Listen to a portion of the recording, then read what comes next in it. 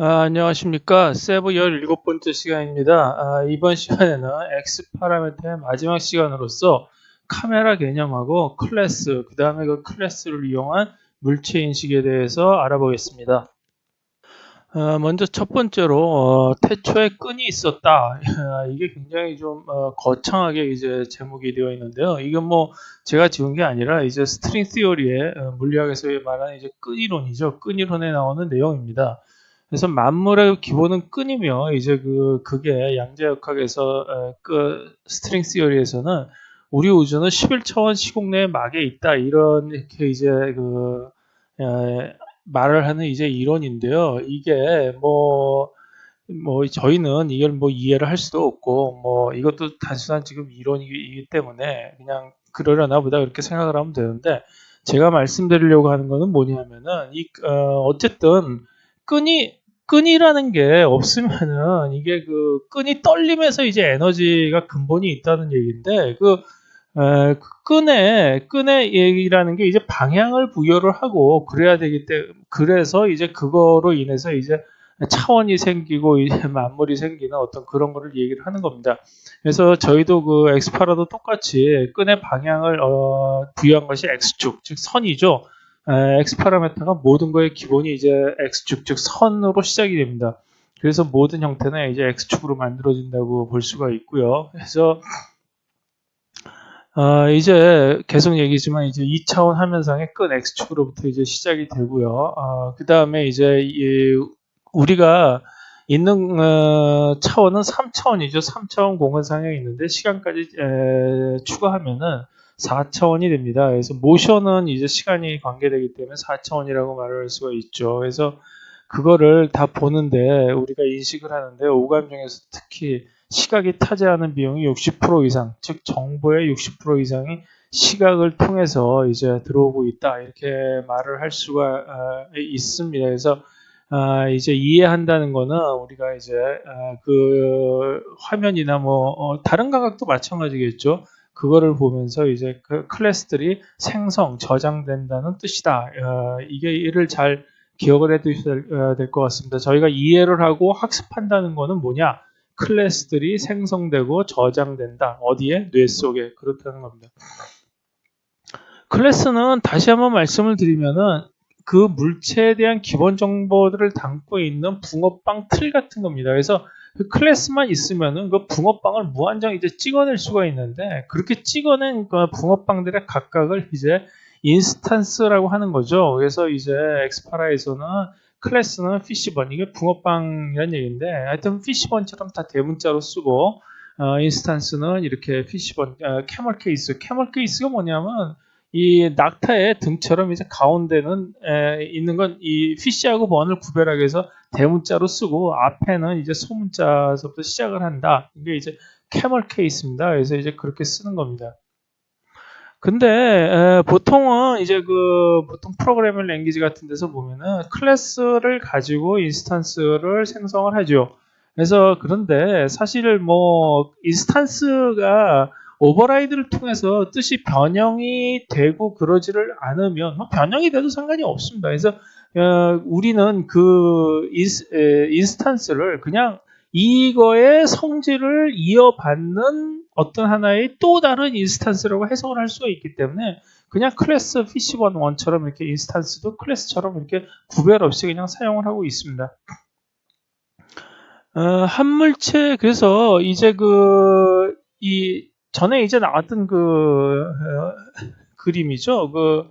이 한 물체에 대해서 여러 가지 각도로 본 이제 그런 물체가 있는데 이거를 우리는 이제 어떤 클래스를 뇌 속에 클래스를 만드는 과정이 아까 뭐라고 그랬죠? 여기서 이해하고 학습하고 인식한다 이런 거는 뭐냐면 뇌 속에 클래스를 만든다는 거죠. 그래서 이거를 보면서 이제 컵이라는 클래스를 만들기 위해서 이제 이거를 여러 각도로 본 거를 딱 경험을 할 텐데 이거를 경험을 할 때 이런 여러 각도로 볼 거는 전부 사실은 이제 이게 신생아가 태어나서부터는 얼마 안 되면은 이게 전부 다 다른 물체, 그냥 단순한 그림으로 보는 겁니다, 이게. 그래서 그림으로 봐서 이게 통합이 안 되기 때문에 그냥 이걸 쭉 보면서 나중에 어떤 단계를 거치냐면 이렇게 본 물체하고 이렇게 본 뭐 물체가 아니라 그림이죠. 그 당시에는. 이렇게 본 그림하고 이렇게 본 그림하고가 서로 같은 물체네라고 판단이 되는 시기가 있습니다. 그때부터 이게 클래스를 생성하기 시작을 해요. 그래서 그게 같은 물체구나. 이거가 다 같은 물체네라고 판단이 되면은 그 여러 가지 각도로 본 이 물체들을 전부 종합 분석을 해서 이러한 어떤 도면으로 따지면 정면도하고 평면도 같은 거를 보는 거죠. 그걸 만드는 거예요. 그래서 그거를 만들어서 전에 뭐라고 그랬죠? 어떤 한쪽 면에서 카메라로 본 화면은 동그라미하고 여기 측면이 잡힐 텐데 그 중에서 간단하고 심플하고 그 다음에 하나로 다 보일 수 있는 동그라미를 선택해서 뭘로 잡는다고 그랬나요? XC로 잡고 그거를 이제 사이드를 익스트루드 시킨다고 그랬죠? 그렇게 해서 클래스를 만듭니다. 일단 클래스가 만들어지고 나면은 그 다음에는 이 물체가 보이는 순간 전부 다 클래스하고 이 매칭이 되기 때문에 이 기본 축이 다 여기 설정이 되면서 이거는 이렇게 돌아갔구나, 이건 이렇게 돌아갔지만 전부 다 컵이야라고 이제 생각을 하게 되죠. 그래서 그런 것들을 이제 매칭을 시키면서 물체를 이제 인식하게 됩니다. 그러면은 왜 카메라인가? 왜 카메라라고 속성을 썼고 왜 카메라 그렇게 자주 등장을 하는가? 그거를 한번 개념을 살펴보도록 하겠습니다.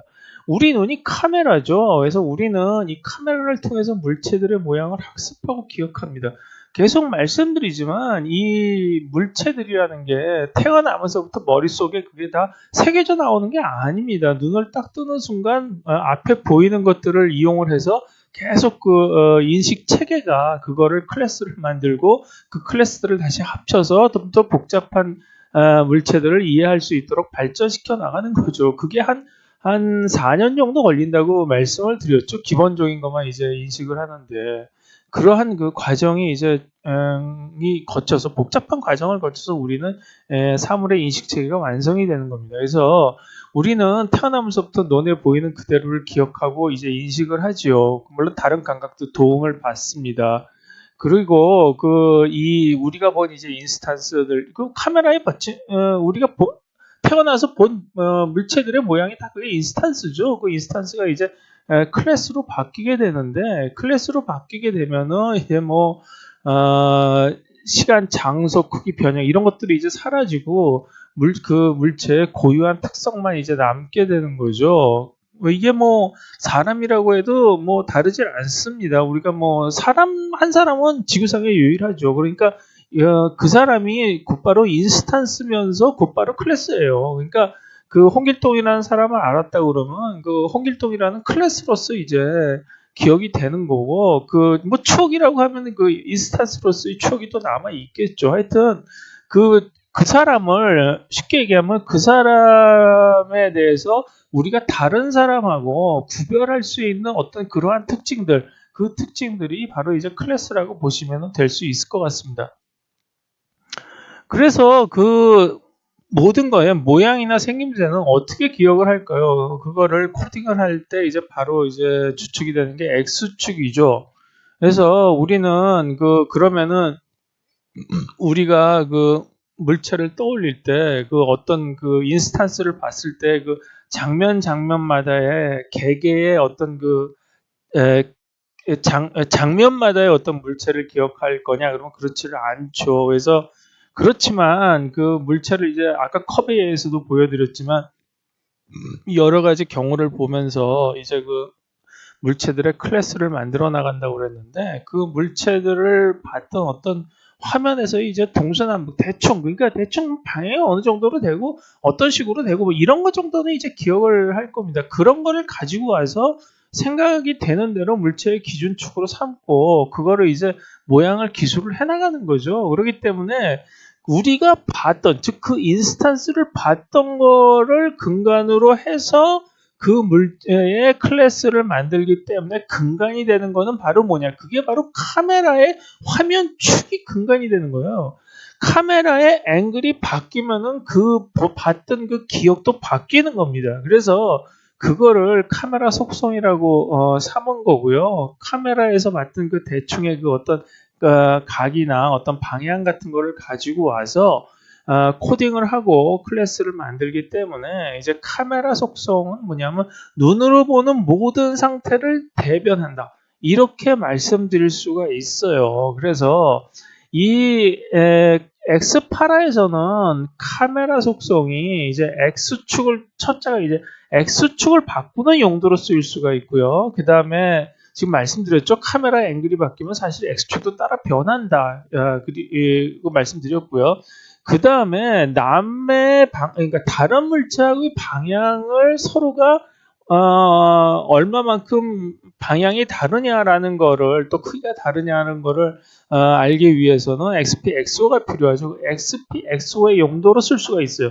왜냐하면은 카메라 앵글이 바뀌고 카메라가 줌인, 줌아웃 할 때마다 크기하고 위치하고 오리엔테이션이 다 바뀌어요. 그러니까 카메라의 어떤 용도하고를 보면은 카메라가 하는 용도가 이런 두 가지가 있는 거죠. 그래서 속성에서도 X축이라고 쓰고 이거는 XPXO라고 분리해서 쓴 게 아니고 카메라 화면 내에서 일어나는 일은 전부 카메라 속성으로 묶어버린 겁니다. 그러니까 좀 헷갈리실 수가 있는데 왜냐하면 3차원에서의 엑스파라에서는 X축은 X축이라고 썼고 XPXO는 XPXO라고 썼죠.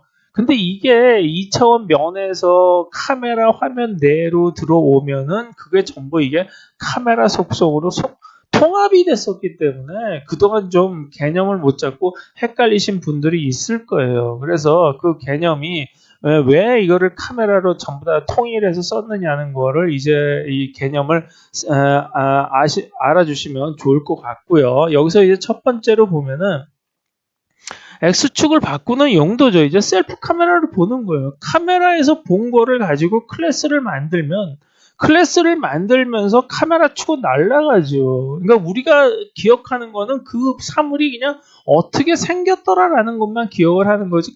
그때 카메라 앵글을 이렇게 잡았었어, 저렇게 잡았었어라고 기억하는 사람은 없어요. 그렇기 때문에 그 카메라 앵글을 그대로 줄여서 여기서 그 앞에서 말씀드렸지만 카메라 앵글을 계속 줄이는 거죠. 줄여서 이거를 그 물체의 기존 축의 X축으로 잡는 겁니다. 그래서 카메라를 이렇게 봤을 때는 X축이 이렇게 되고 이렇게 잡았고 이 물체를 이제 수평으로 보지 않고 이렇게 삐딱하게 돌려서 봤단 말이에요. 처음에. 그러면은 카메라 축이 여기서 X축이 이렇게 형성이 되는 거죠. 이거 뭐 비슷한 예인지는 모르겠지만 우리가 맨 처음에 알을 까고 나서 딱 처음에 보는 사람을 엄마라고 판단합니다. 그래서 사람이 그거를 깨는 거를 보고 있으면 계속 사람이 엄마인 줄 알고 졸졸졸 평생을 쫓아다닌다고 그러죠. 비슷한 개념입니다. 처음에 어떤 식으로 카메라 앵글이 잡혔느냐에 따라서 그 카메라 그거를 X축으로 이제 보는 거죠. 즉 셀프 카메라로 보는 경우이고요. 그 다음에 두 번째 XPXO의 용도는 뭐냐면 어떻게 되냐면 두 개의 물체를 동시에 볼 때 이거 똑같은 모양의 물체라고 해도 이쪽은 이만큼 돌아갔죠. 45도. 그래서 돌아간 물체하고 그냥 수평으로 있는 물체를 구별하기 위해서 이거를 어떤 속성을 바꿔줘야 되는데 그것도 역시 카메라 속성으로 씁니다. 200 정도 와서 45도 정도 돌아간다. 이거의 비교를 위해서 이제 카메라 속성을 쓰는데 이거는 뭐냐면 두 개의 도형을 하나의 카메라로 보는 경우죠. 역시 이것도 카메라로 볼 때 하나의 카메라로 볼 때 두 개가 서로 돌아갔구나 라는 거를 알 수 있기 때문에 이것도 카메라 속성으로 씁니다. 그래서 이제 카메라가 세팅이 됐으면은 이제 세팅이 됐다는 얘기는 엄마 뱃속에서 나와서 이제 눈을 딱 떴다는 얘기죠. 물론 전에 이제 이거 강의에서 말씀드렸지만 눈을 딱 떴다고 해서 물체가 전부 선명하게 보이는 건 아니죠. 그냥 뿌였습니다. 처음에 이제 신생아는. 그러다가 이제 점점 이제 좀 또렷하게 보이기 시작을 하는데 제가 생각하기에는 그렇습니다. 그게 전체적인 생리적인 정리가 안 돼서 그럴 수도 있지만 생리학적으로는 제가 보기엔 처음에 딱 나와서 눈을 떴는데 너무 아무런 정보가 없는데 너무 그냥 모든 게 막 정보량이 그냥 막 밀물듯이 들어오면은 그러면은 아마 그 걔가 태어나서 아마 미쳐버릴 겁니다. 그렇기 때문에 그거를 좀 더 걸러주기 위한 어떤 필터 작용으로 보면은 좋지 않을까 싶어요. 제가 또 하나 케이스는 뭐라고 말씀드렸냐면은 생후 4년까지는 어떤 알파벳 같은 경우를 알파벳 문자로 인식 못한다고 말씀드렸죠. 근데 그러니까 그 전에는 아무리 언어를 가리켜도 그러니까 글을 가리켜도 그거는 문자로 인식하는 게 아니라 그냥 그림으로 인식하기 때문에 전혀 의미가 없는 거예요. 한테 스트레스만 주는 거예요. 그러니까 이게 조기 교육이라는 것도 그렇습니다. 전혀 밑에 베이스가 갖춰지지 않은 상태에서 막 그냥 주입식으로 밀어 넣는다. 뭐, 뭐, 초등학생한테 뭐 미분 방정식을 가리고. 이건 진짜 보면은, 애가 정신을 못 차리죠. 잘못하는 경우에는 이제 뭐 아마 스트레스 받아가지고 정신이 좀 활가닥할지도 모르는 그런 되기 때문에 그 기본적인 것부터 뇌가 형성이 돼가는 걸 보면서 사실 교육도 시켜줘야 돼요.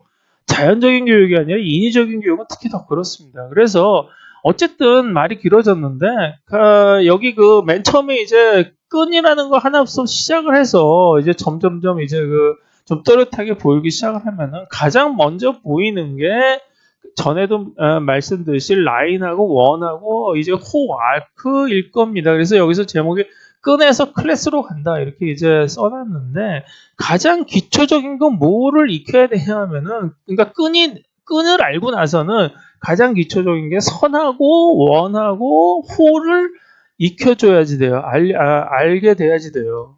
근데 이것도 카메라 속성이 굉장히 중요한 게 뭐냐면은 우리가 이거를 봤을 때 이 원이 멀리 있는 건지 아니면은 가까이 있는 건지 그러니까 멀리 있어서 이게 작게 보일 수도 있는 거고 원래 이렇게 작게일 수도 있는 거고 호는 뭐 이것도 막 멀리 있는지 가까이 있는 건 모르지만 하여튼간에 가까이 있는 호라고 보면은 이제 하나의 이제 인스탄스가 되겠고요. 그래서 어떤 그런 거를 하나를 보면서 이제 가장 먼저 익히는 게 이 세 가지인데 사실 이 카메라 축도 굉장히 중요합니다. 이게 정면에서 본 그림인데 이게 이 카메라의 앵글을 이렇게 삐딱하게 돌리면 옆으로 가겠죠. 옆으로 이렇게 보면은 아마 사람이 이렇게 한쪽 눈 이렇게 이렇게 좀 윙크하는 것처럼 보이지 않을 거예요. 그죠? 이거는 이렇게 이거는 꼭 사람이 이게 웃으면서 스마일 웃으면서 윙크하는 것처럼 보이죠? 근데 그러니까 이걸 딱 봤을 때 나중에는 이게 윙크 스마일처럼 보일 수가 있어요. 근데 카메라 앵글을 이거를 거꾸로 잡아버리면은 그죠? 거꾸로 잡아버리면 만약 이거를 이렇게 180도 옆으로 돌려서 잡는다 그러면 이게 머리가 되고 그러니까 대머리에 이때는 왼쪽 눈이 윙크했는데 이때는 오른쪽 눈이 윙크하는 것처럼 그렇게 보일 겁니다. 그러니까 카메라라는 거에 그러니까 맨 처음에 자기가 보는 과정에게 앵글이 굉장히 중요해요. 어쨌든 뭐 나중에는 결국은 다 그 에러 수정을 거쳐가지고 똑같은 걸로 결과로 수렴을 하겠지만 어쨌든 클래스가 만들어지는 과정은 다를 수가 있는 거예요. 그래서 여기서 이제 라인 10이라는 거를 보면은 이거는 이제 카메라가 축이 있으니까 이 인스탄스를 이렇게 코딩을 할 때는 곧바로 아주 구체적인 숫자로 15,25에서 45,25 그래서 컨터는 15,25에서 45,25 이렇게 그냥 구체적인 숫자로 코딩을 해요.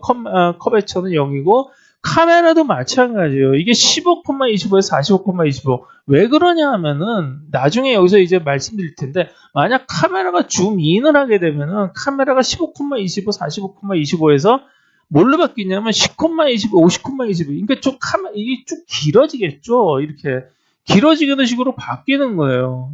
그러니까 이게 그래서 이제 그러기 때문에 이 카메라가 줌이냐 아니면 앵글이 어떻게 되느냐 그거에 따라서 여기 값이 달라지기 때문에 그거를 여기서 X축이라고 안 쓰고 카메라 속성이라고 썼던 거예요. 이거는 실제로 본 인스턴스죠. 그러니까 이게 처음에 왜 카메라냐? 카메라는 여기서부터 여기까지가 카메라인데 왜 이걸 카메라로 썼느냐라고 하는 거를 이해를 못 하셨던 분이 계셨을 텐데 어쨌든 그렇게 돼서 카메라라는 개념을 도입을 하게 된 거예요. 이쪽으로 줄여서. 근데 이거가 이제 구체적인 좌표값이 없어지면서 이게 휙 축이 날아가는 거죠. 눈을 딱 감는 순간 화면 축은 날아가요. 카메라 축은 날아가요. 그리고 뭐만 남냐면 여기서 있던 웃고 있는 모습만 남는 거예요. 그래서 컨투어는 100%, 이거의 길이는 전부 100%로 따지니까 100% 하고 커베처는 제로. 그리고 X축은 디폴트로 이게 직선이는 디폴트로 자기 자신으로 바뀝니다. 크기는 전부 100%로 정교화시키고요. 이것도 마찬가지예요. 원은 여기서부터 여기까지 한 바퀴 삥 도는 거, 이렇게 삥 도는 거죠. 85,에서 85,27까지 똑같아요. 커베처는 360도. 카메라 앵글은 반지름으로 이게 잡히죠. 이게 카메라 축을 따라가서 그렇습니다. 이거는 카메라 축이 이쪽으로 잡히는 게 아니라 이 원에서 파생된 안구이기 때문에 중간에 어떤 이 호에서는 중간에 하는 걸로 이렇게 잡고, 이거는 디폴트로 잡아줘요. 그리고 나서 커베처는 전부 100%로 세팅되고, 컨투어는 전부 100%로 세팅되고, 커베처는 원은 360도, 호는 165도. 여기서부터 여기까지 돌아가는 게 165도죠. 근데 컨투어 100%가 전부 다 이거 쓸 필요가 없는 거예요. 왜냐하면 정교화가 됐기 때문에 노멀라이즈가 된 거죠. 크기는 전부 똑같은 그냥 100%로 변환시킨 거예요. 그러면 남는 게 커베처밖에 없죠. 그럼 커베처 용도. 커베처 용도는 뭐예요? 그게 라인이에요. 라인의 정의가 뭔가요? 이 수학에서는 어떻게 얘기하죠? 라인의 정의를 어느 한 점에서부터 다른 한 점까지 평면상에서, 그것도 평면이 들어가야 돼요. 평면상에서 최단거리로 이은 점들의 집합. 와, 굉장히 복잡합니다. 그게 라인의 정의예요. X8에서의 정의는 그냥 커베처형이에요. 서클, 커베처 360도죠. 서클의 정의 전에 말씀드렸죠. 한 점에서 평면상에서 한 점에서 같은 거리에 있는 점들의 집합. 아크는 뭐죠? 얼마만큼의 각도 내에서의 점들의 집합. 뭐 이렇게 되겠죠. 서클의 정의 X8에서는 그냥 360도. 아크의 정의, 아크 돌아간 각도 165도. 그러면 1도씩 나눈다고 하면은 아크는 몇 개의 종류가 있을까요? 360개가 있는 거예요. 그러면은 아크 360개하고 라인하고 서클 2개 합치면은 360하고 362개. 362개가 있는 거죠. 362개를 가지고 모든 이 세상의 모든 모양을 만들어낼 수가 있는 거예요. 디스크라이브 할 수가 있는 거예요. 그런 식으로 이게 어떤 그 가장 맨 처음에 익히는, 그러니까 눈을 뜨고 끈이 있었는데 끈 다음으로 만드는 게 이거 세 개입니다. 이거 세 개에서 그 다음에 카메라를 잡고 눈을 뜨면서 카메라를 잡고 그리고 그 카메라 좌표를 기준으로 삼아서 어떤 모양을 디스크라이브 해가는 거죠. 그래서 위의에는 카메라를 직각 좌표로 나타낸 경우고 이런 경우인데 이게 XP, XO 역할을 할 때는 이게 극좌표 형식으로 바뀝니다. 그래서 이 개념을 확실하게 좀 왜 카메라인가 하는 거, 그 다음에 끈에서 클래스로 바뀌는 과정을 알아두시면 될 것 같습니다. 그럼 이제 그렇게 눈으로 본 그 물체들의 도형이죠. 도형들을 어떻게 코딩을 하는가 한번 이제 살펴보도록 하죠. 이거는 전에 제가 보여드렸던 그림인데 물체의 경계선들을 컨투어를 가지고 쭉 이렇게 호하고 라인하고 그 다음에 이제 여기서 하나가 더 추가가 되죠. 포인트, 빨갛게 표시된 게 이제 포인트인데 점이죠. 그 점 4개로 이제 코딩을 하는 경우입니다. 여기서는 원은 안 나왔는데 다른 데서 이제 원도 있었죠. 이게 여기서 이 컨투어를 한번 코딩하는 거를 보면은 여기서부터 시작을 해가지고 이게 레드라고 써 있는 거는 이제 그 빨간색으로 포인트를 빨간색으로 표시를 했죠. 컨투어는 포인트는 컨투어의 길이가 제로입니다. 제로고 그 다음에 이게 118.16도 돌아갔다, 이게 118.16도예요. 그 다음에 여기서 이제 라인으로 가고 그 다음에 이제 다시 또 포인트가 가고 라인 포인트 가고 여기서는 이제 그 호인 그래서 이건 58.25도에 아주 호긴 혼데 이게 약간 주황색으로 되어 있는 거는 아주 급격하게 돌아가는 그래서 그냥 포인트로 취급을 한 겁니다. 그래서 이런 식으로 그거를 코딩을 하게 되는데 지금 뭐만 되냐 하면은 이거를 쭉 보시면은 컨투어하고 길이하고 그다음에 각도에 계속 그냥 연접이죠. 끝점을 이어나가는 겁니다. 계속. 끝점을 이어나가면 근데 끝점이 뭐 이렇게도 붙을 수 있고 이렇게도 붙을 수 있지 않느냐라고 했는데 여기 각도가 있죠. 접선의 각도예요. 그러니까 접선의 각도만큼 두 개가 똑같이 일치하도록 돌아가는 거예요. 여기서도 마찬가지. 여기서 접선에서 여기 접선하고 여기 접선은 같아야 돼. 이렇게 되는 거죠. 직선이 붙으면 접선이. 그래서 여기서 이제 이거의 경우를 이제 살펴보면은 컨투어 70하고 커베처 75 파란 거는 그렇고요. 그다음에 이거는 100하고 0을 되고 여기서는 노란 거는 이제 35하고 80 커베처가 80도가 돌아갔죠.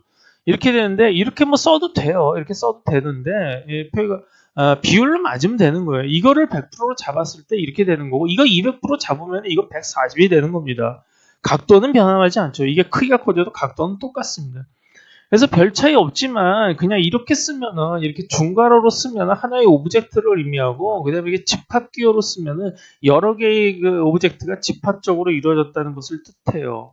그래서 축은 이렇게 연접이 되면은 축은 그냥 엑스파라에서는 자동으로 디폴트로 그냥 길고 뾰족한 쪽으로 잡힌다고 말씀을 드렸습니다. 그 다음에 이렇게 그 여러 개가 모이면서 더 복잡해서 하나의 패곡선이 되면은 단어 클래스로 되고요. 패곡선이 이제 더 몇 개가 더 붙으면 이제 수거 클래스가 이제 이디언 클래스가 되는데 이게 이제 여기서 또다시 두 개가 등장을 해요. X축을 바꾸는 용도 하고 XP, XO의 용도 두 가지로 또 쓰일 수가 있는 거죠. 그래서 왜 그러냐면 경우에 따라서는 이제 X축을 바꿔야 될 때가 생기거나 아니면은 이제 여러 개를 결합을 해야 될 때가 이제 생기기도 합니다. 그래서 그때 사용되는 것이 역시 또 클래스 속성이에요. 왜냐하면 계속 얘기지만 클래스 속성은 어떻게 보았느냐 하는 것을 나타내 주기 때문에 그렇죠. 첫 번째로 X축을 바꾸는 용도를 한번 보겠습니다. 그래서 이거는 이제 X축이 디폴트로 잡히면 이거는 디폴트로 잡히면 여기서부터 여기로 잡히든지 여기서부터 여기로 잡히든 둘 중에 하나 잡히겠죠. 그래서 그거를 이제 확실하게 해주기 위해서는 다시 바꿔주는데 현재는 이제 두 개만 정했습니다. 나중에는 뭐 다른 게 있을 수도 있는데 지금은 뭐 두 개 정도면 충분하기 때문에 하나는 센터죠. 무게중심이죠. 무게중심에서부터 시작을 해가지고 J 엘리먼트까지 갈 때 여기서부터 여기 뭐 J 엘리먼트 갈 때 그 다음에 I 엘리먼트에서부터 J 엘리먼트까지 갈 때 이렇게 두 가지 형식이 있습니다. 그래서 그걸 표시를 할 때 어떻게 표시를 하냐면은 i는 뭐냐 하면은 이 여기서 셀프의 클래스 i번째 미드 포인트 중간이죠. 그러니까 클래스 여기서 보면은 이게 이 컨투어를 이제 그 탕원형을 보시면은 이게 21 아크 21을 곧바로 연접해서 아크 22 아크 21, 22, 21, 22 이거 네 개가 이제 연결됐다고 볼 수가 있는 거예요. 그래서 이렇게 봤을 때 카메라는 이제 센터라고 적고 이제 2번인데 2번이라고 적은 거는 여기서 인덱스를 0, 1, 2, 3 이렇게 해서 여기 세 번 여기 인덱스가 2니까 세 번째죠. 아크 21. 아크 20일까지 가는 선을 x 좌표라고 삼은 거예요. x축이라고 삼은 거예요. 근데 아크 20일은 여기서 보면 뭐 이거 두 개만 있으면 되는 거예요. 이게 결국 컨투하고 커베처 두 개만 있으면 되는 거예요. 그러면은 그거를 쭉 전부 이으면은 우리가 이제 클래스화를 시킬 수가 있는 거예요. 어디서? 우리가 본 화면, 즉 태어나서 눈 떠서 딱 보고 나서부터 우리가 보이는 화면에서 얻어진 도형들을 이렇게 아크하고 라인하고 원으로 전부 만들고 그것들을 전부 필요한 것들을 이어서 이렇게 타원도 만들고 이런 모양도 만들고 그러는 거죠. 그래서 이제 두 번째는 XP, XO 용도로 이제 쓰이는데 그 회전이 얼마가 되어 있느냐라고 얘기를 하는 건데 클래스는 보면은 클래스는 이제 우리가 원하는 걸 적고요. 그 다음에 이제 카메라에서는 이제 이렇게 극좌표 형식으로 X, Y 적고 그 다음에 이제 앵글, 돌아간 앵글을 적는 겁니다. 그래서 이 x, y는 xp 대신에 쓰는 거고요. 앵글은 xo 기준이죠. 그래서 이러한 물체를 봤을 때 이거 4개를 연접시킨 건데 이거 4개를 연접시킬 때 전에 이게 굉장히 많이 봤듯이 카메라를 가지고 여기서의 위치하고 앵글, 돌아간 각도 이거 마이너스 45도, 이거는 5도, 50도 이런 식으로 돌아갔죠. 가장 기본이 되는 축은 맨 앞에 있는 거가 기준축입니다. 그래서 이렇게 코드를 쓰면은 이런 그림이라는 거를 말하게 되는 거죠. 그러면 이제 3차원 클래스는 어떻게 잡느냐 하는 문제인데 전에도 말씀드렸지만 우리 눈은 2차원밖에는 보질 못하기 때문에 결국은 3차원의 물체를 한 번에 볼 수 있는 수단이 없어요. 가서 만져보면서 이제 차라리 촉감을 보면은 3차원을 느끼기가 더 편하죠. 그래서 결국은 어떻게 보냐면은 여기서 말씀드렸지만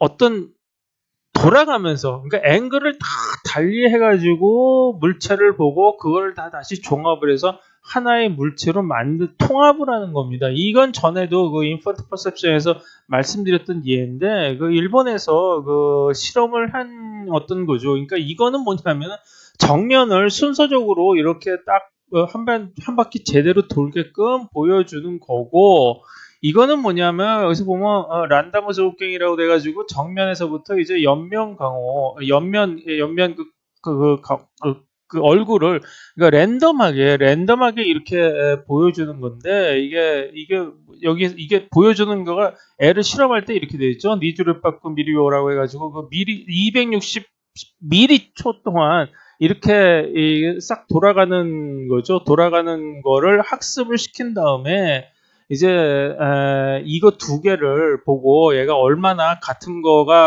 물체냐라는 거를 이제 얼마나 알아채느냐는 어떤 그 실험을 보인 겁니다. 그래서 이거를 이게 결국 카메라 앵글이죠. 카메라 앵글을 전부 다 다르게 해가면서 인펀트가 얼마나 그거를 통합시킬 수 있는 능력이 있느냐라는 거를 이제 보여드리는 정도인데 그래서 3차원을 이제 인식하지 못하는 것 때문에 여러 번의 통합을 하는 거예요. 그래서 이게 통합되기까지는 이 밑에가 이제 91개입니다. 91개 모습이 전부 다 다른 물체였다가 그게 통합되기까지는 꽤 시간이 걸려요. 근데 걸려도 상관이 없습니다. 결국은 무슨 뜻이냐면은 이게 A, B, C에서 Z로 가느냐 아니면은 순서가 좀 약간 바뀌어서 G, J, A로 가서 Z로 가느냐 이 차이인 겁니다. 그러니까 이 A, B, C 같은 경우는 보면서 순서적으로 가는 경우라고 말씀드릴 수가 있고 G, J, A 같은 경우는 이게 랜덤하게 가는 순서라고 가는 거라고 말씀을 드릴 수가 있어요. 그런 차이지만 결국은 뭐냐면은 Z로 귀결이 된다. 결국은 제대로 다 통합이 돼서 이해를 하게 된다라는 얘기입니다. 그래서 이건 전 시간에 말씀드렸던 예제인데 카메라 앵글이라는 게 얼마나 중요하냐면은 이제 카메라가 어떤 앵글을 선택하느냐에 따라서 이제 모션의 이제 인지도가 이제 달라질 수가 있는 거죠. 결국은 뭐라고 그랬죠? Z로 통합이 됩니다. Z로 통합이 되는데 이 통합된 후에는 이때 이게 좌우로 움직일 때는 이게 정면에서 본 걸로 이제 인식이 되는 거고 이제 앞뒤로 움직일 때는 측면에서 본 어떤 평면에서 즉 YZ 평면이죠. 거기서 이제 인식을 해야지 이 앞뒤로 끄덕이는 모션이 이제 인식이 되는 건데 물론 이제 커서 거리 감각이 생기면 이 앞에서 보고도 이제 고개를 끄덕끄덕하는 게 이제 인지가 됩니다. 왜냐하면 다르니까. 근데 이게 어린애들은 그게 좀 굉장히 힘들고 그래서 특히 이제 거리에 따른 변화가 없는 거는 굉장히 힘들죠. 뭐 똑같은 물체가 하얀 물체가 그냥 어떤 특징이 전혀 없는 물체가 그냥 내 눈앞에서 Z 방향으로 왔다 갔다 하면서 움직인다. 이게 움직이고 있는 건지 그냥 서 있는 건지 그것도 잘 모르는 경우가 진짜 모르는데 성인이 돼도 잘 모를 수가 있는 거죠. 근데 이제 신생아는 더 힘든 그런 건데 신생아는 그러면은 이거는 인지를 못하니까 이쪽 측면에서 본 YZ 평면상에서 본 이런 식으로 코딩을 할 거예요 처음에. 그러면은 코딩하는 게 어떤 식으로 코딩이 되냐 하면은 카메라는 YZ 평만 잡고 X1은 YZ각 Y다 이게 Y로 시작이 되니까 YZ 각을 하고 그다음에 YX각 이게 두 개로 이런 식으로 엑소로 코딩이 될 거예요. 근데 나중에 결국은 여기 인지가 되겠죠. 고개를 끄덕이는 게. 그러면은 뭐 나중에 Z는 엑소에다가 여기 YZ 값을 좀 추가해서 세 번째 엘리먼트를 넣으면 돼요. 근데 이거 넣지 않아도 이런 거는 그냥 이쪽에 뉴럴을 그냥 이쪽으로 패스로 그냥 옮겨주면 되는 거예요. 그러니까 이거하고 이거가 같다. 이거 패스를 옮겨주는 거고 뉴럴 네트라는 거는 그런 장점이 있어요. 머릿속에서의 어떤 그거는 그 회로는 왜냐하면 과거의 거를 지울 필요가 없어요. 그냥 새로 나온 과거의 거가 있으면은 그 과거의 거를 새로 나온 거에다가 그냥 연결만 시켜주면 되는 거예요. 우리가 예를 들어서 과거에 뭐 틀렸던 우리가 잘못 이해하고 있었던 기억이 있었다 이거죠. 그러면 그게 고쳐서 이해를 하고 난 다음에도 그게 아니었구나라는 거를 알고 난 다음에도 그러면 옛날에 잘못 이해했던 기억이 없어지나요? 아니죠. 옛날에는 그렇게 이해를 했었는데 지금은 내가 그거를 잘 이해를 해서 이런 식으로 고쳐서 알고 있다. 라는 그 모든 과정을 다 기억을 하고 있죠. 그렇기 때문에 한번 들어가서 그게 이제 그 뇌에 심어지고 나면은 그냥 그게 지워지지 않고 계속 있는 것이고 치매가 일어나기 전에는 있는 것이고 이쪽 그 잘못된 거를 제대로 된 쪽에다가 그냥 패스 하나만 뉴럴 패스 하나만 그냥 꼽아주면 되는 겁니다. 그렇기 때문에 이런 그 어떤 이 Z를 어떤 식으로 이해를 해서 쓰건 결과는 Z로 같다라고 말씀드릴 수가 있는 건데 처음서부터 이런 식으로 쓰지 않았던 거면은 이게 수학적인 으로는 이게 뭐 3차원 공간이면 자유도가 3개가 있는 게 맞겠죠.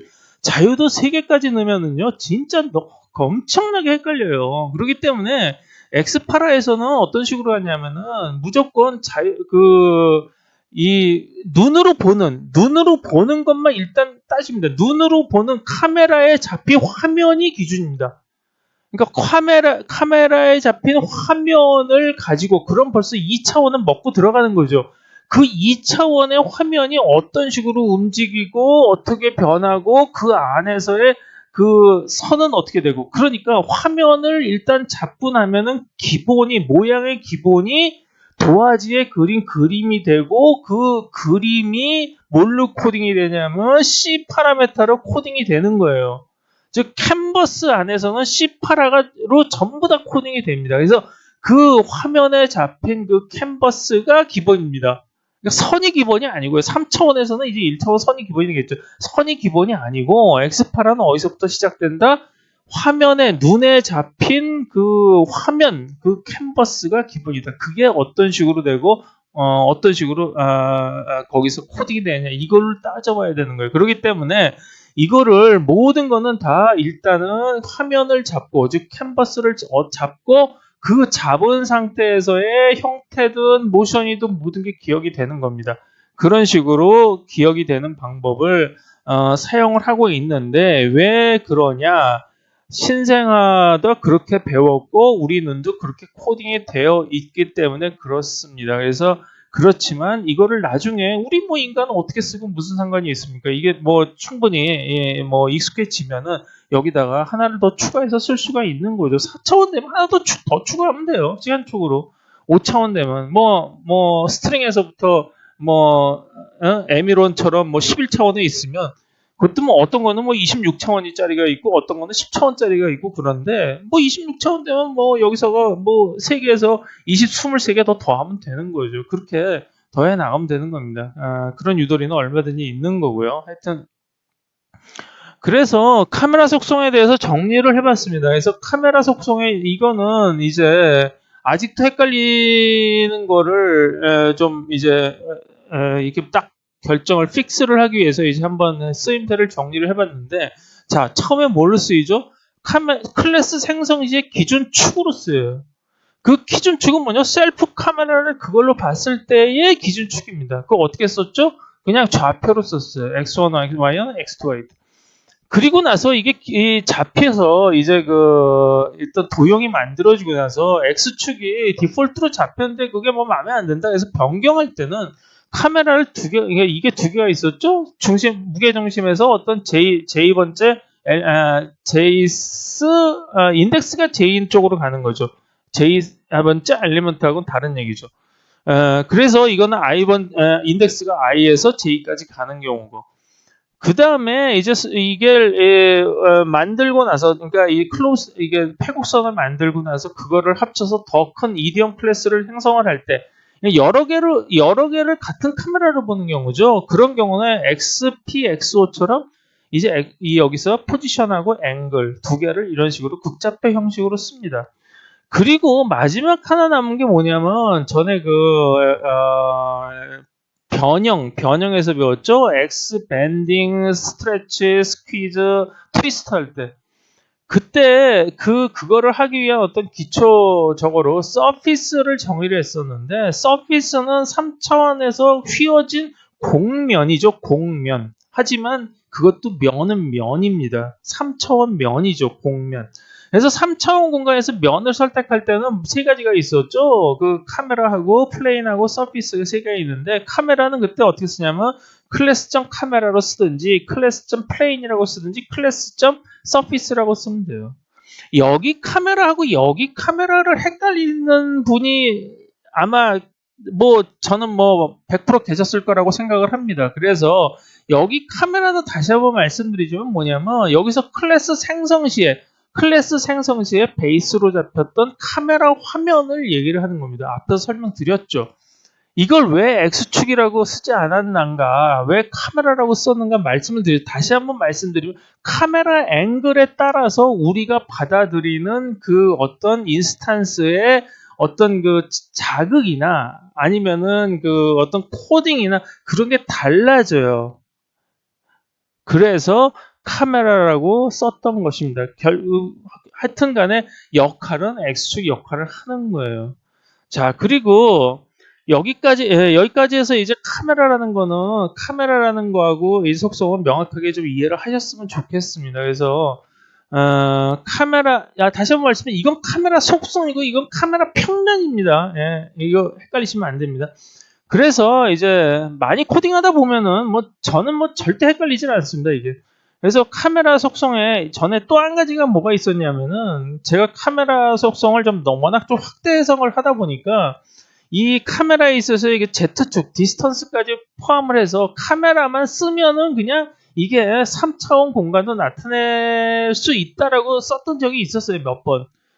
그래서 이거를 평면으로 잡지 않고 이렇게 3차원에서 물체로 잡았던 적이 있어요. 카메라 실린더 원이라고 잡아서 여기서 XPXO를 지정을 하고 이랬던 적이 있는데, 이게 헷갈리는 건 아니에요. 그렇지만 이게 이런 식으로 좀 확대 해석을 하다 보면은 이게 지금 가뜩이나 카메라의 기능이 많은데 너무 좀 산만한 개념이 이루어질 수가 있기 때문에 이거를 세부 14에서 어떻게 바꿨냐면은 3차원에서는 이 로컬 좌표를 쓰고 그 로컬 좌표 내에서 평면을 잡을 때 실린더 1.xy 또는 플레인 이런 식으로 쓴다라고 바꾸자. 그래서 3차원하고 카메라는 2차원 면만 나타내는 걸로 확실히 역할 분담을 시켰죠. 그래서 이제부터는 카메라는 순전히 어떤 캔버스, 즉 어떤 화면만 잡아주는 걸로 그렇게 픽스를 시켰습니다. 그래서 이때부터는 2차원 면의 앵글만 얻어내는 수단으로 한정시키는 걸로 바꿨습니다. 그래서 이제 카메라 개념은 확실하게 정해졌고, 이거는 이제 12개의 X 파라메타들의 이제 형식과 의미를 전부 전에 정리를 했던 그런 표예요. 이런 표인데, 한번 X 파라메타라는 게 이제 마지막에 정리를 하는 시간으로서 이렇게 한번 다시 표로 이렇게 다시 정리를 해봤습니다. 전에 있던 거 그냥 퍼온 겁니다. 그러니까 더 보실 분은 보시고 필요 없으신 분 그냥 넘어가시면 됩니다. 이거는 역시 변형 XB, XS, XW를 정리를 했던 겁니다. 다시 한번 복습하는 김에 보셔도 좋을 것 같습니다. 그러면 이제 클래스가 생성이 됐다고 보고, 그러면 이제 클래스에 생성되는 과정과 물체 인식 과정을 이제 살펴보는데 사실 두 개가 똑같아요. 클래스가 생성이 되면서 물체 인식이 되는 겁니다. 그러니까 같은 패스를 쫓아가는 거예요. 그게 뇌의 기제인데 이건 너무 많이 나온 그림이죠. 이제 더 이상 설명하지 않겠습니다. 이건 이제 엠셀이고 이게 이제 피셀 계통인데 엠셀에서는 공간상의 물체 페어하고 그다음에 이제 이게 뭐 어느 쪽 대충 이제 배치죠. 배치가 어떻게 돼 있고 그다음에 움직임을 이제 보는 쪽이 이제 등 쪽. 이게 등 쪽으로 가는 거예요. 도설 영역이라고 하는 등 쪽으로 가고 행동을 어떻게 하느냐. 하우라는 거는 뭐 움직임이 동반이 돼야 되는 거니까. 그리고 이제 이거는 전에도 말씀드렸듯이 다이나믹 타임 매핑 할 때 말씀드렸죠. 그 이미지도 이제 그 어떤 그 왔고 바운더리를 잡으려고 그러면은 흑백하고 이제 저해상도로 좀 해상도를 낮춰야 된다. 그래서 이거는 이쪽을 타고 가는 거고 고해상도하고 칼라 쪽은 이쪽을 타고 가서 이 두 개가 길쌈보처럼 이렇게 서로가 왔다 갔다 해서 서로 정보를 주고받으면서 이거를 우리 잡힌 화면을 해석을 해나가는 겁니다. 이건 많이 말씀드렸고요. 그래서 이제 클래스의 생성한 물체인식 두 번째로 뇌에서는 어떤 식으로 코딩이 되느냐. 이제 뇌에서 코딩되는 거를 한 C8하고 X8를 사용을 해서 이제 살펴보겠습니다. 그래서 여기 등쪽부터 가는 거를 보면은 그대로 여기서 뭐 써있는 그대로예요. 뭐 경계를 이루는 거는 이제 2차원의 이제 C8가 사용이 되죠. 카메라에 이제 잡힌 모습이죠.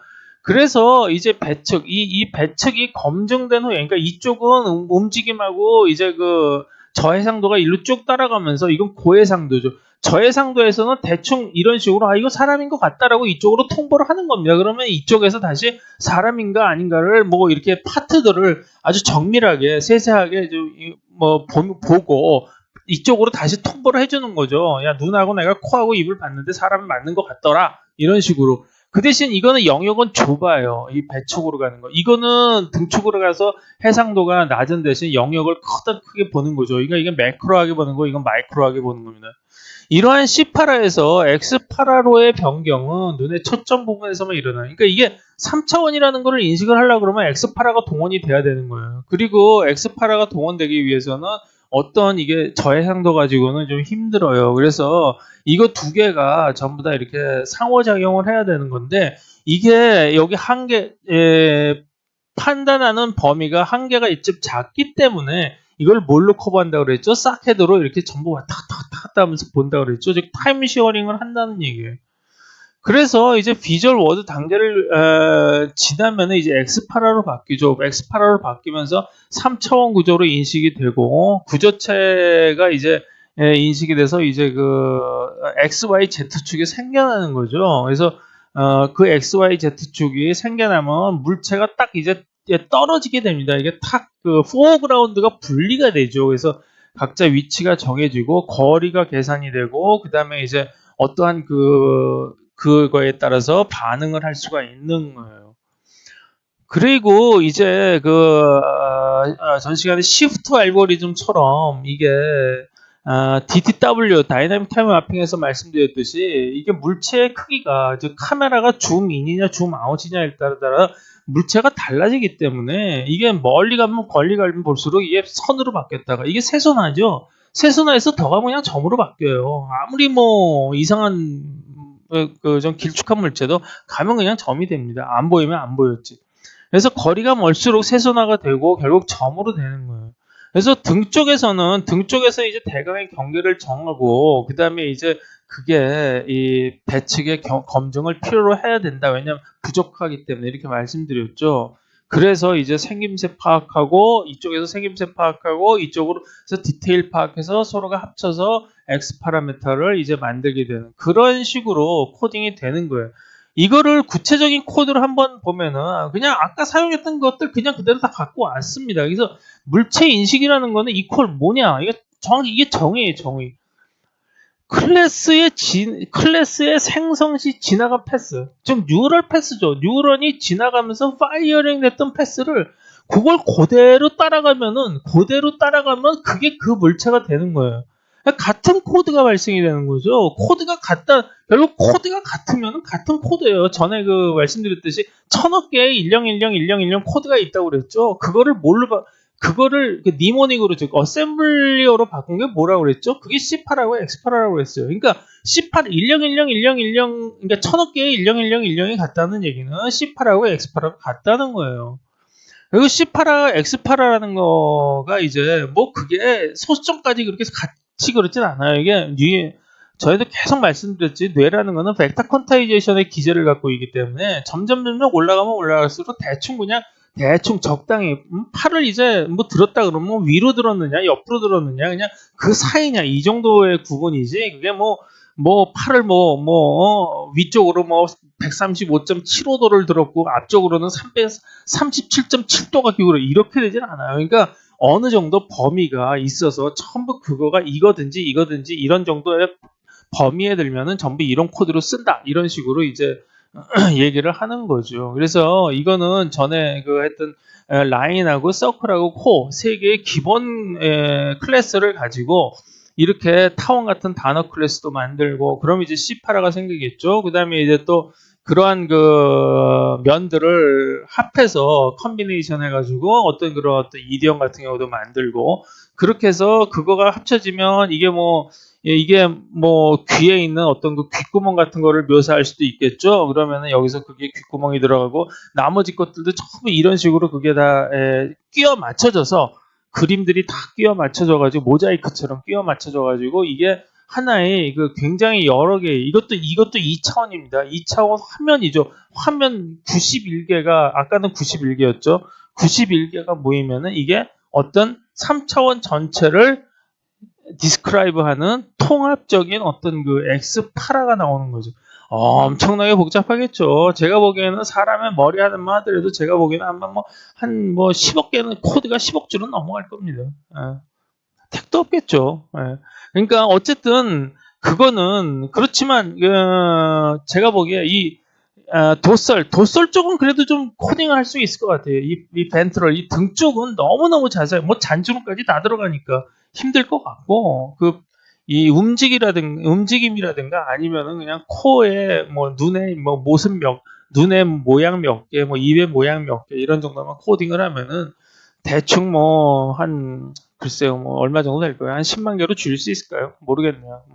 엄두가 안 나는 거죠, 그래도. 하여튼, 그래서 0차원에서 이제 그 1차원의 알파벳을 만들고, 그거가 이제 이런 식으로 면이 합성이 되면서 2차원이 되고, 이디엄이 만들어지고, 그 다음에 3차원 엑스파라로 이제 코딩이 돼서, 3차원 엑스파라까지 코딩이 되면은, 그게 이 사람에 대한 클래스로, 홍길동이라는 클래스로 디파인이 되는 거예요. 그래서 그러면은 계속 제가 10만 개, 100만 개, 100억 개 이렇게 말씀을 드렸는데 그거가 그러면은 프로그래밍 코드로 어널리틱하게 그렇게 하이레벨 랭귀지로 코딩을 해서 그거를 지금 CPU가 돌아가고 있는 폰 뉴만 방식으로 돌아갈 수 있느냐? 거의 불가능하다고 봐야죠. 그러니까 그래서 이거를 뉴럴 네트로 신경망을 돌려서 구현할 수밖에 없어요. 근데 이거는 확실하게 빨간색으로 써 있죠. 딥러닝하고는 달라요. 왜냐하면 딥러닝은 중간에 모르는 노드, 히든 노드가 들어가서 그 안에서 어떻게 코딩이 되고 그 중간 노드가 어떤 뜻을 가지고 있는지를 몰라요. 그렇기 때문에 그거를 들어가는 입력단하고 출력단만 두 개를 잡아서 그거의 사이를 관계를 맺어주는 그 태깅을 일일이 사람들이 전부 다 해줘야지 됩니다. 그게 딥러닝. 그나마 지금 그 챗GPT 같은 데서 쓰는 트랜스포머 기법이라는 거는 이 딥러닝 안에 있는 히든 노드들 중에서 히든 노드가 두 개로 나눠져서 앞에가 인코더고 뒤에가 디코더로 돼서 앞에 인코더하고 뒤에 디코더 사이에가 어떤 식으로 어떤 어떤 의미를 갖는가를 알 수가 있죠. 히든 노드 한 레이어 정도 이제 알게 되는 거예요. 그나마 지금 챗GPT가 동작하는 방식을 사실 대부분의 사람들이 모르셔서 그런데 그거를 알고 나면 사실 좀 끔찍합니다. 그러니까 인간의 기술이 얼마나 허접한지를 알 수 있는 건데 사실은 예를 들어서 그래요. 그러니까 이 챗GPT에서 얘기하는 파라메타라는 게 이겁니다. 이거 여기서부터 그러니까 이 뉴럴 여기 그 이제 이 개수죠. 여기 이 뉴런에서 이 뉴런으로 가는 이 패스가 하나의 파라메타예요.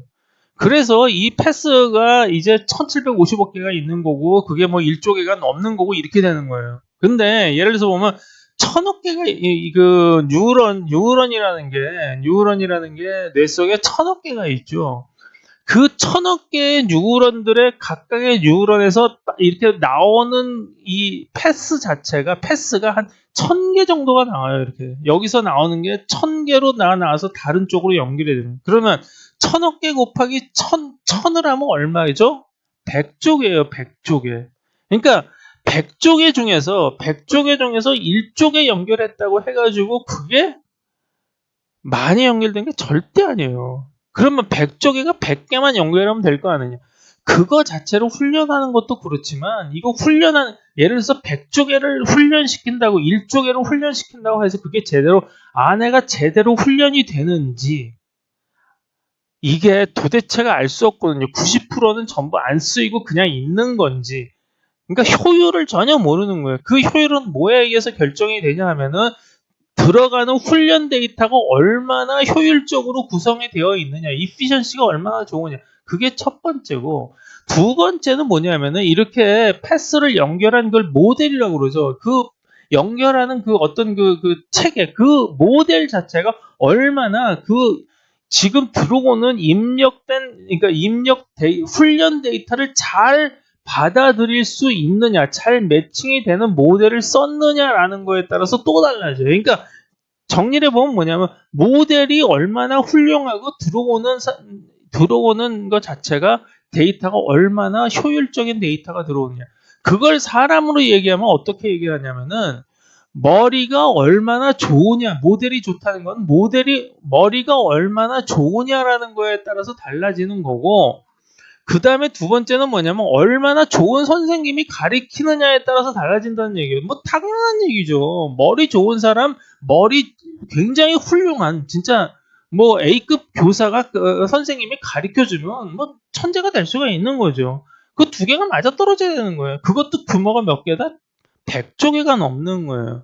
그 100조개가 이것만 연결되는 게 아니라 또 간선으로 이게 연결되는 게 있기 때문에, 간선으로 연결되는 거냐 뭐냐면은 뇌가 이렇게 되뇌라는 거는 뭐냐면 이렇게 머리뼈를 중심으로 그 안에서 있는 게 이게 담요 같은 한 평 정도 되는 담요가 똘똘똘똘 뭉쳐가지고 이렇게 안에 구겨져 있는 거예요. 그게 담요의 이 한쪽 끝하고 이쪽 끝은 굉장히 거리가 멀기 때문에 담요 이 사이를 뚫고 들어갈 수가 없어요. 패스가 존재를 못해요. 그렇기 때문에 담요들 사이에서는 뭐냐면 근처에 있는 것들만 패스가 연결이 되는 거고, 담요 끝에서 끝은 뭐냐면 간선을 통해서 그 아래쪽으로 패스들이 또 수백억 개가 연결이 됩니다.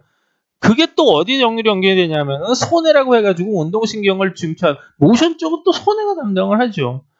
그거 엄청난 거예요. 그거를 하는데 결국은 뭐냐면 챗 GPT라는 거는 뭐냐면은 딥러닝으로 이루어졌기 때문에 얘가 뭐냐면 딥 뎁스, 즉 딥러닝이긴 하지만 비주얼적으로 뎁스가 없어요. 그렇기 때문에 얘는 챗GPT는 얘가 무슨 말을 하고 있는지 지가 몰라요. 그러니까 그럼 지가 무슨 말도 하는지 모르면서 어떻게 얘기를 하느냐? 간단한 거예요. 뉴럴 네트라는 거는 쉽게 얘기하면 룩캅 테이블입니다. 즉 룩캅 테이블이라는 건 뭐냐면 어떤 입력이 들어가면 어떤 출력을 내주면 끝나는 거예요. 그 룩캅 테이블의 안에 있는 그 부피를, 그 개수를 무한대로 만들면 어떤 것도 얘가 룩캅 테이블이 할 수가 있어요. 하다못해 가감승제, 즉 덧셈, 뺄셈, 곱셈, 나눗셈도 룩캅 테이블로 만들 수가 있습니다. 어떻게 하느냐? 계산기 안 써도 돼요. 모든 숫자를 곱셈, 뺄셈, 나눗셈, 곱셈 하는 거에 모든 경우를 전부 이 룩캅 테이블에다가 집어넣고 2 곱하기 2는 얼마냐 그러면 그거를 찾아가서 여기다 6이라고 저장해 되어 있죠. 그럼 6을 빼내면 되는 거예요. 그러니까 룩캅 테이블은 이 세상에 못하는 게 없어요. 단지 크기가 엄청나게 커지는 거죠. 두뇌가 룩합 테이블입니다. 하나의 룩합 테이블. 그래서 이거는 이 챗GPT는 동작되는 게 뭐냐면은 어떤 입력이 들어가죠. 어떤 입력이 들어가면 뭐 내가 예를 들어서 보면 어떤 요즘 경제 상황이 굉장히 안 좋은데 특히 석유값도 오르고 어쩌고 저쩌고 하면은 그럼 내년에는 어떻게 되겠니?라고 물어보면은 여기 들어가는 입력의 조건이 있어요. 요즘 경제 사정이 안 좋다, 석유값이 오른다, 한다. 그럼 거기에 관련된 컨텍스트들이 있을 겁니다. 기존의 전 세계에서 몽땅 인간이 여태까지 경제 사정이 안 좋고 석유값이 올라가고 뭐가 했을 때에 그거를 내년을 분석한 어떤 문장들이 있겠죠. 한 100년 이상의 인간이 이 기록을 했던 시절서부터 그거를 깡들이 훈련을 했기 때문에 그거를 어떤 그런 문맥에 해당되는 거를 찾는 거예요. 그 문맥에 해당되는 거를 찾아서 어떤 문맥이다라는 거를 인코더가 인코딩을 해서 그 인코딩된 결과를 주면은 그 문맥 베이스에서 문맥의 어떤 기초 내에서 예를 들어서 나는 처음부터 얘가 문장을 만드는 거예요. 그러면은 내년에는 이게부터 시작이 되겠죠. 아니면 경제 상황은 이런 것이 거기 첫 단어를 주고 내년 경제가 나왔어요. 그럼 내년 경제 여태까지 그런 문맥을 가지고 있는 경제 사정이 안 좋고 석유값이 오르고 하는 그러한 문맥을 가지고 있는 모든 문장 중에서 내년 경제 다음에 나오는 단어 중에서 내년 경제 다음에 뭐가 나오겠죠? 가가 나오든지 은이 나오든지가 나오겠죠. 내년 경제에 는이 나오든지 내년 경제에 가가 나오겠죠. 그거가 나올 수 있는 그 다음에 나올 수 있는 단어가 아니라 사실은 그거를 이제 문장을 분리하는데 단어로 분리를 하지 않아요. 토큰이라는 걸로 분리를 합니다. 그래서 토크나이즈라고 그러는데 모든 문장을 전부 토큰 단위로 자릅니다. 그래서 모든도 하나의 토큰이고 그러니까 내년도 토큰이고 경제도 토큰이었으면은 가나 은을 토큰이라고 해보죠. 그러면 가라는 토큰하고 은이라는 토큰 중에서 뭐가 제일 많이 나오느냐. 그러니까 내년 경제 다음에 나올 수 있는 가장 확률이 높은 토큰이 뭐냐. 그게 가다. 그럼 그냥 가를 쓰는 거예요. 가. 그러면 그 다음에 뭐가 나오는 거죠? 내년이라는 토큰, 그 다음에 경제라는 토큰, 그 다음에 가라는 토큰 다음에 이 세 개가 나왔을 때 그 다음에 또 가장 많이 나올 수 있는 확률이 가장 높은 게 뭐냐? 내려가는이라는 어떤 토큰이 가장 빈번하게 나오고 확률이 높더라. 그러면은 내려가는이라고 쓰는 거예요. 이걸 계속을 해나가는 거예요. 이걸 계속. 근데 어떤 사람이 질문을 하는데 굉장히 이상한 거를 질문을 했어요. 야, 세종대왕이 핸드폰을 던지면 어떻게 될까? 이렇게 식으로 생각해요. 근데 세종대왕하고 핸드폰이라는 그 두 개를 합친 어떤 그러한 컨텍스트를 갖는 거는 없을 거예요, 아마. 그죠? 세종대왕 때 핸드폰이 없었으니까. 근데 어떤 사람이 그냥 미친 척하고 소설 하나 썼다 이거죠. 세종대왕이 핸드폰을 던졌는데 어떻게 됐더라. 근데 어떻게 하든 재수 있는 건지 없는 건지 하여튼 간에 챗 GPT가 그거를 러닝을 했어요. 그 문장을 잡아서. 그런데 이게 있는 거죠. 하나밖에 없는 거예요. 그게 내년 경제 이런 거는 수백만 개의 아티클이 있겠죠. 근데 세종대왕 핸드폰은 딱 하나밖에 없는 거. 어떤 사람이 장난으로 쓴 거. 근데 있긴 있는 거죠. 그럼 세종대왕이 핸드폰 다음에 그 다음에 나올 수 있는 가장 확률이 높은 건 뭐죠? 던졌다죠. 왜 얘가 핸드폰을 던졌다라고 쓰는 거예요. 그러니까 얘는 핸드폰도 무슨 뜻인지 모르고 세종대왕이 무슨 뜻인지 세종대왕이 누군지도 모르고 사실은 아무것도 몰라요. 던진 게 세종대왕이 핸드폰을 던지면 뭐가 되는 건지도 모르고 이게 이 사람이 왜 이거를 썼는지도 모르고 우리 인간은 다 상식이 있죠. 역사를 배우고 핸드폰이라는 게 뭔지 알고 세종대왕이 누군지 알기 때문에 딱 그런 거죠. 세종대왕이 핸드폰을 왜 던져? 그때 스냅도 없는데 이거 알 수가 있는데 챗GPT는 몰라요. 그래서 얘가 간혹 가다가 햇소리를 하는 겁니다. 그렇게 이해하시면 돼요.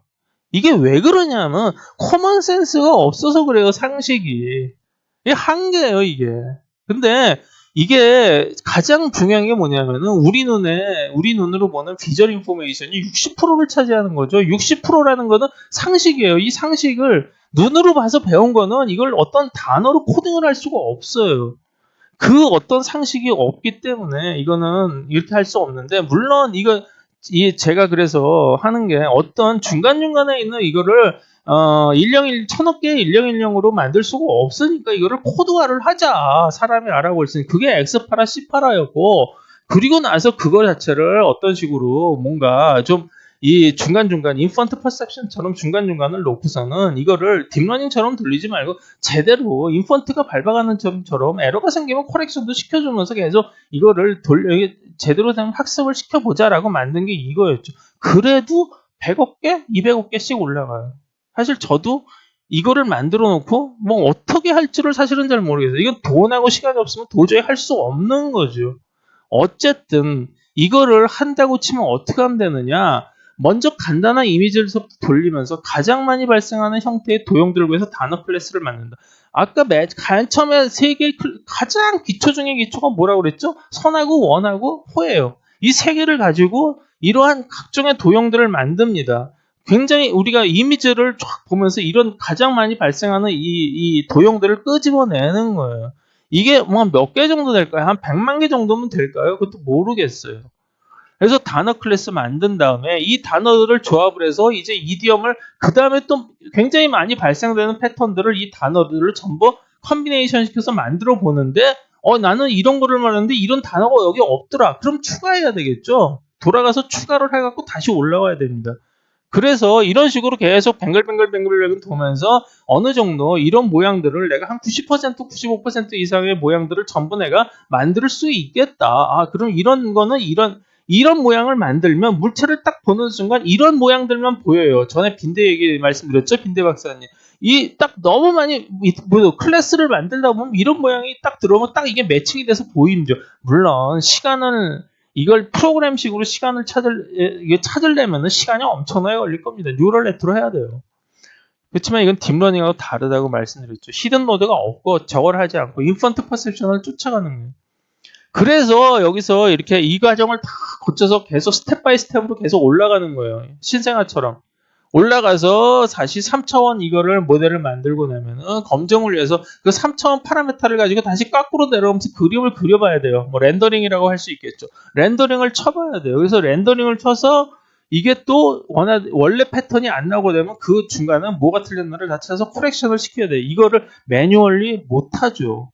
이거 저작 도구 같은 거를 만들어서 그 저작 도구상에서 이미지를 넣으면서 인펀트 퍼셉션처럼 계속 하나하나 돌리고 없으면 추가하는 거를, 그러니까 모든 그 기능을 전부 메뉴로 만들어서 간단하게 기능화를 하고 그거의 저작 도구상에서 한 100사람이든 1000사람들이 매달려서 그거를 하나하나 저작 도구상에서 그거를 고쳐주면서 그런 식으로 학습을 시켜나가야 돼요.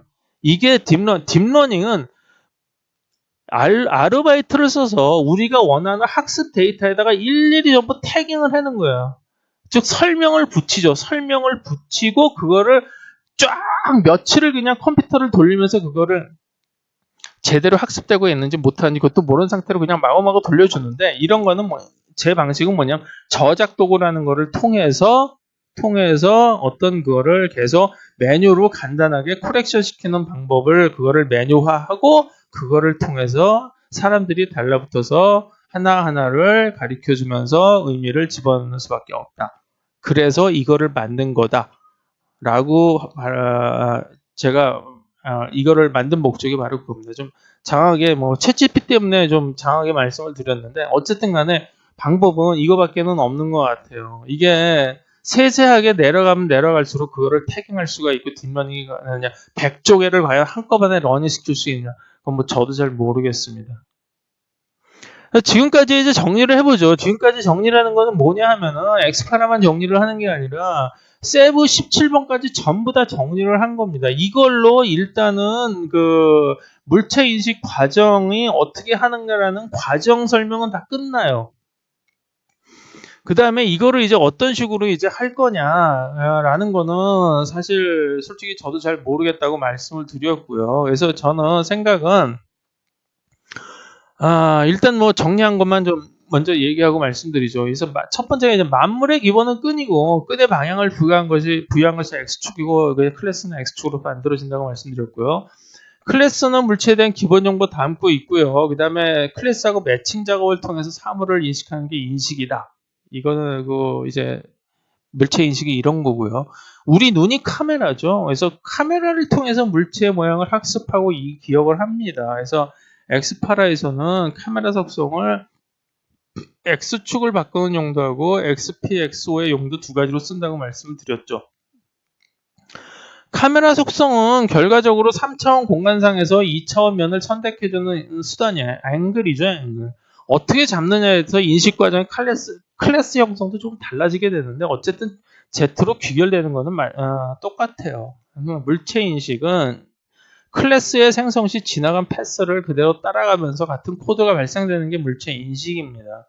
그래서 프로그램은 이거 펀 뉴먼 방식의 하이레벨 랭귀지로 절대 짤 수 없습니다. 단계별로 인공신경망 뉴럴 네트워크를 돌려서밖에 얻을 수가 없어요. 그래도 몇백억 개가 나옵니다.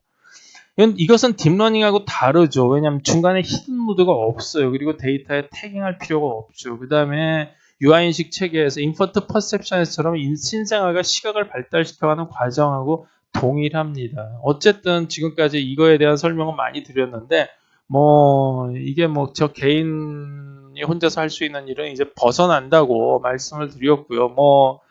그래서 이게 지금은 모든 관심이 다 뉴럴 네트워크로 가 있기 때문에 이게 사람들이 이런 거를 생각을 안 할 수가 있고요. 또 하나는 뭐냐면 과연 이렇게 자세하게까지 필요하느냐. 그냥 챗GPT 정도로 만족하는 걸로 그냥 끝나는 겁니다. 제 생각에는. 그럼 되는 거죠. 더 이상 챗GPT가 자기가 하는 말에 꼭 의미를 알 필요가 있나요? 우리가 스카이넷 만들 필요가 있겠습니까? 그죠? 그래서 어쨌든 제 생각은 이걸로 일단락을 하고 다음서부터는 이제 세브 18서부터는 이제 우리의 느낌에 관한 거, 즉 보기가 좋고 듣기 좋고 맛이 좋고 하는 그런 어떤 다른 감각 부분이 좀 남아 있어요. 그 감각에 대한 거를 설명을 말씀드리고 비절 그래머 딕셔너리를 하나하나 만들면서 그거를 어떤 문장을 시멘틱으로 파싱을 한번 해보려고 합니다. 그래서 시멘틱 파싱을 비주얼 딕셔너리를 가지고 하는 방법을 쪽으로 설명을 해 나가려고 합니다. 지금까지 경청해 주셔서 감사합니다.